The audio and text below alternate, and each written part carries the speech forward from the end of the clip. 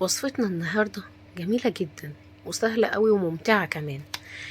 أنا هعمل معاكم رقائق البصل الأخضر المالح بطعم ونكهة البصل الأخضر. إزاي؟ هي إحنا دايما بناكل البسكوت اللي هو اللي بالملح. لا، تعالي بقى أعملهولك بشكل جديد وطعم جديد هتحبيه جدا وهتعمليه على طول علشان تفطري بيه. تعالي بقى، مقاديري سهلة وبسيطة جدا. ربع كوباية من اللبن، وعليهم معلقة من الزبدة، وعليهم كمان 150 جرام من الدقيق اللي هي يعني في مقدار كوباية من الدقيق، وعليها رشة ملح بسيطة جدا أو ربع معلقة ملح. وهبتدي أقلب المكونات بتاعتي. أحط عليهم نص معلقة من الخميرة الفورية، هحط لكم المقادير بالجرامات في صندوق الوصف، ورشة البيكنج باودر. وبعد كده هقلب العجينة كلها مع بعض. انا مش هعجنها اعجن فيها كتير، لا انا هعجنها حاجات بسيطة قوي، مجرد ان انا الم العجينة.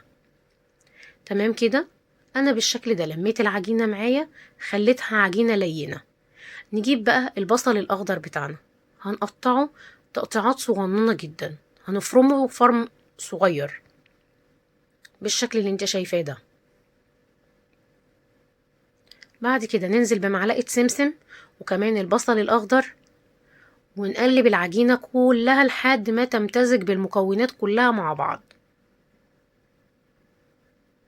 وهسيب العجينة ترتاح لمدة 10 دقايق.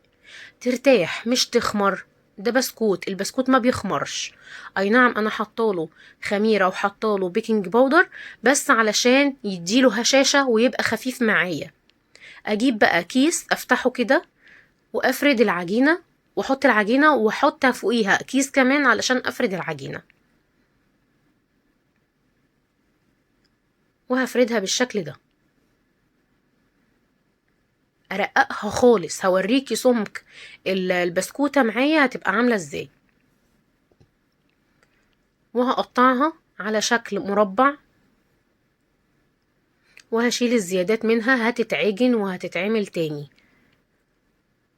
يعني ما ترميش اللي هي ايه الحاجات اللي هي الزيادات، ما ترميهاش، هنعجنها تاني ونظبطها تاني ونعملها على شكل مربعات. وهعملها بالشكل ده، وهوريكي دلوقتي سمك البسكوتة نفسها عاملة ازاي.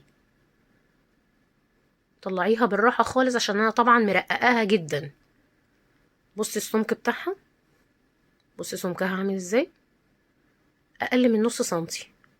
وهبتدي ان انا اخرم العجينة كده بالشوكة علشان ان هي ايه ما تنفخش معايا. وهو ده الشكل النهائي بتاعي، بالقرمشة والطعم الخطير. وبألف هنا وشفا. لو عجبتك الوصفة بتاعتي ما تنسيش تعملي لي لايك وشير واشتراك للقناة عشان يوصل لك كل جديد. معاكي فاتن أحمد من قناة أكلة وتك. باي باي.